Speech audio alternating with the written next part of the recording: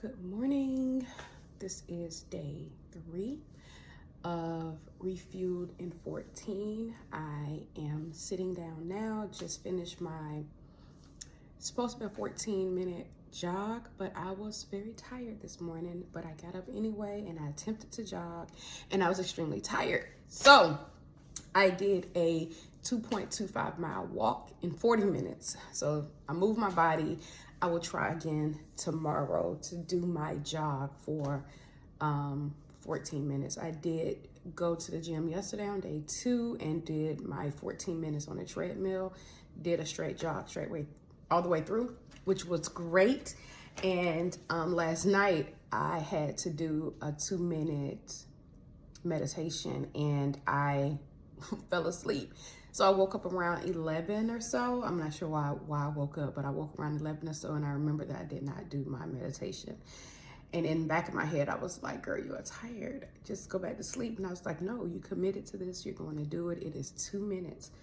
So I politely sat up in my bed, turned on my timer, cleared my mind. And the 2 minutes went by so fast. I was thinking, this is gonna be the longest 2 minutes ever because I'm tired, but it went by so fast. And I was like, oh, okay, it's only day 2, but it's getting easier. So I'm debating now if while I'm sitting here about to do my Bible study, if I'm going to do my meditation now so that I don't run into it. I don't have a schedule. That's the thing. I don't have a schedule with how I do what I do when I do it.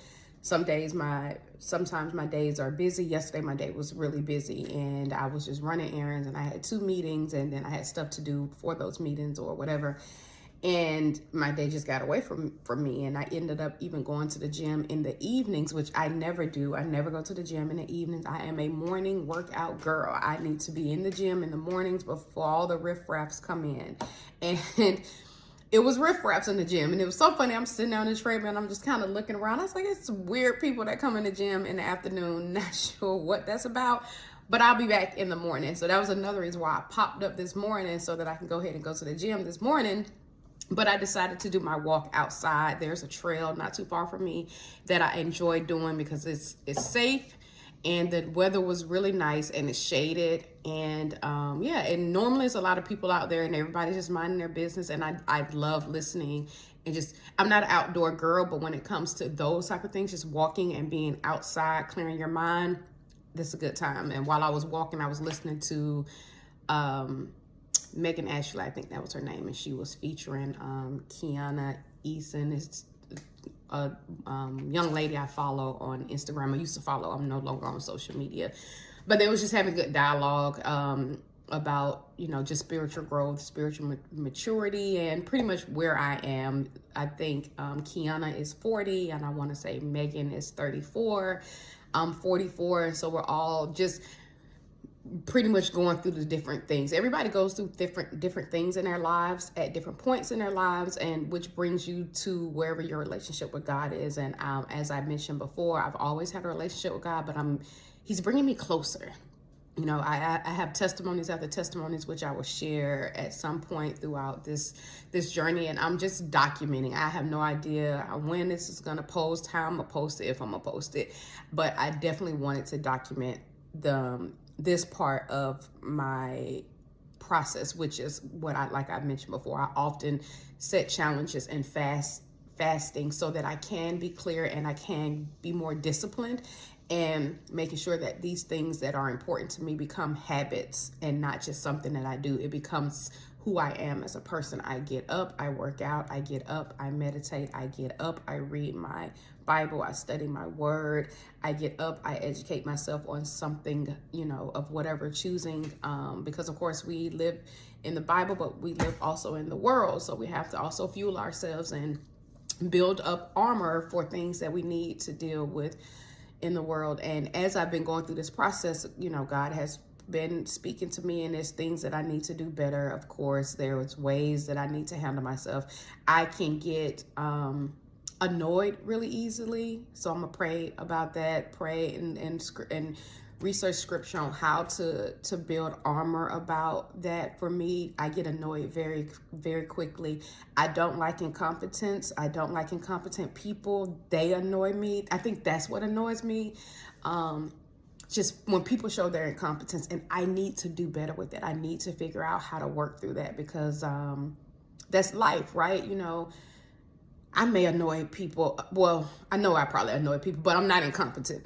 That's the one thing I can say about myself, is I'm definitely not an incompetent person in whatever I do. So yeah, that spoke to me, and I was thinking about a situation that happened last week with a client of mine. I was on a meeting, and I dreaded getting on this call. I dreaded being in this meeting, because these people in this meeting just irritate my soul. So I know that's a test for me. That is a test. I failed miserably, but it's on my spirit now, you know, and I've repented, and I asked for forgiveness, and I've asked ways that I can better handle that, because my solution was to not deal with it at all, but that's not how it's supposed to work, right? I was like, you know what, I will never get on another call with these individuals. I would get somebody else to do it, literally. But I can't do that, right? You can't do that. You can't go around, if you're walking in the spirit of Christ, you can't go around avoiding every situation. You need to use the tools that's in your toolbox, right? The tools that are in your toolbox, in order to figure out how to deal with all of God's people, because we are all God's people. So that's my challenge for the week. I don't meet with them again for about 3 more weeks. It's once a month. I'm going to be ready. I'm going to be ready for them next time, right? I'm not going to let the devil try me, because he did. He tried and he won, because they had worked my nerve and I was about to lose it. So that is my work. I have to work on dealing with people that annoy my spirit when I'm passionate about something. When I'm passionate about something, that's when I see it come out the most. If I don't care, it's just like, whatever, y'all can say what y'all want to say. But if I'm passionate about something and you're going against those things that I'm passionate about, being annoyed is real close. And when the kid gets annoyed, she gets annoyed, and you will know she is annoyed. So my work is, how do I handle those emotions? How do I be more Christ-like and more patient? I can honestly say I have grown in the area of patience. Certain things, I have learned how to choose my battles. I'm still fighting some, but there are a lot of battles that I just don't fight, and I just go with the flow, and however it ends up is how it ends up. So that's today. It's always work, right? But yesterday I was reading in what was I? Let me look at my notes. I was reading. That's probably why I was thinking about, girl, you cannot avoid it, because that's not who these people are. But I was reading in 2 Timothy 3:1, and it pretty much talks about what people to avoid, and it's people who focus on themselves and wealth and riches and carry themselves in godlike manners. However, you can't get caught up in that, right? Because you know better, right? When you know better, you do better. So that was pretty much the message about just avoiding certain people, because they will come across as being godly, or trying to trick you into believe that they're qualified, and it literally says, I think I was reading the Amplified version. It was like they're acting as if they're teachers and literally do not have any skills to teach. So I thought that was very interesting, because it was actually those people that was on my call last week. Child, you trying to teach me how to do a job that you were not even successful in doing yourself. So scram and cut the crap. But Kimberly, you got to figure out how to maneuver. And yes, I could avoid them. But I'm better than that. I'm stronger than that. My will is more powerful. So I will overcome this. But that was just something that I read yesterday about people to avoid. And it says I wrote down the word equips you with what you need to do good and be successful, right? So that's why we're here today. And every day is trying to get that word to make sure that you are equipped with what you need to be successful. It's Bible study, right? This is what this channel ultimately is about, is asking God rhetorical questions, right? Because when you ask these questions, you know the answer. You may not know the answer, but the answer is in the book, right? The book. So it's about just making sure you having your daily check-ins, right? To make sure that we're doing what we're supposed to do in his will. And when we don't, just repent and ask God for forgiveness and be very intentional about not doing it again. And I know I be on these calls not calls, I'm on calls all day, but on these videos looking a mess. But I'm not about to dress up and put on all this makeup to be cute. That's not what this is about. Now, you will see the girl cute sometimes, but you all catch me in the mornings, typically when I'm gearing up for my day. I try to do this before my day starts. I think that will be my routine, because when I tried to do it while my day was going on, there were opportunities that I was missing. I almost didn't want to go work out or do my walk. I almost missed my meditation, and it's that almost, right? So I will be very intentional about doing this in the morning, opposed to doing it in the evening or throughout the day, because the day does get away from you, and then you're drained and you're not as focused, and you just don't receive what you're supposed to receive, or what I want to receive as it relates to me refueling in 14. So yeah, that's where I'm at. I was listening to, as I mentioned before, a YouTube podcast this morning, and they had some questions, like some journaling questions that I'm going to tap into today. And the questions, it was a variety of questions, like who does Jesus want me to be, or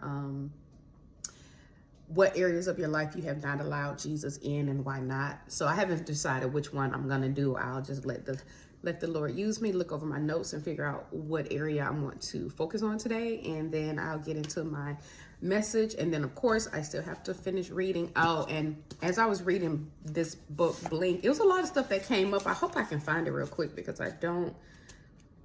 Oh my God, I should have wrote it down. I'll try to write it down and mention it tomorrow, because it was something that I was reading. It was a part about a speed dating assessment or thing that they did, and a person would write down what they want or what they like in a man or in a mate.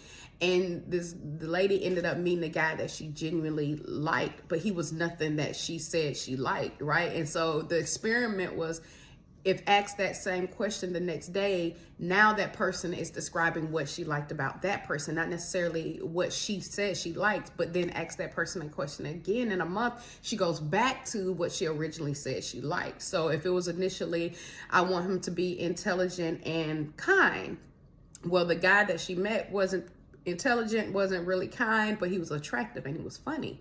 So now the next day again, she was like, oh, well, that's what I want in a man, who's attractive and funny, though we probably want all of these traits, but it wasn't one of the key things that stuck out.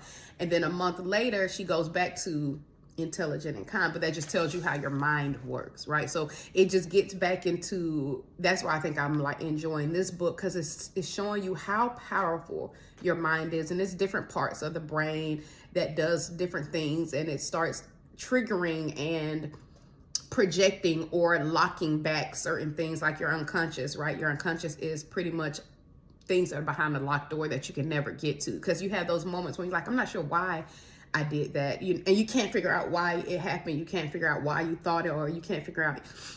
That's your unconscious. That's behind that locked door that you would never be able to get access to.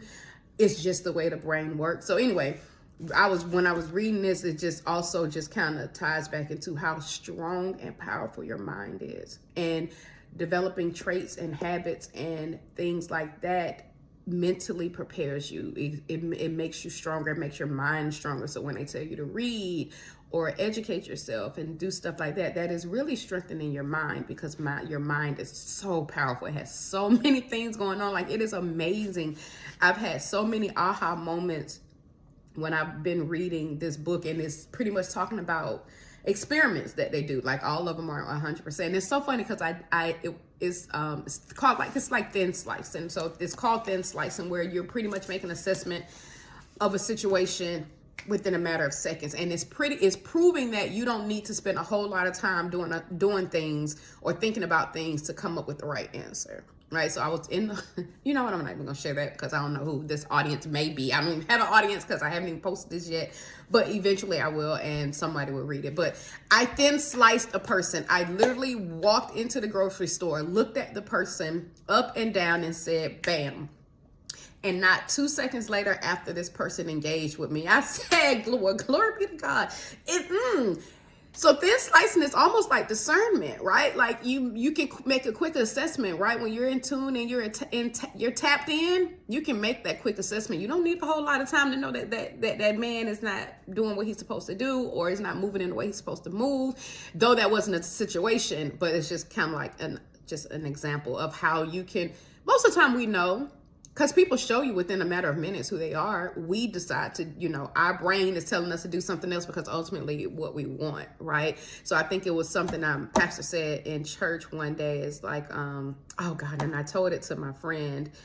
It's that we've already come up with the answer that we want to hear from God. So if God doesn't say that, then we miss whatever it is that he's already told us to do, because we came up with the answer that we wanted him to give us. So a lot of times we already know the answer to, God has already spoken to us, right? We're asking rhetorical questions because he's already told us, but we're choosing to do something different. But yeah, so anyway, I'm going to wrap this up and get into the word because I'm hungry. So I also need to eat breakfast today. I may show you all that later because I do enjoy cooking. So maybe I'll do that. And yeah, I hope you all have a great day and stop asking God those rhetorical questions, sis. Bye.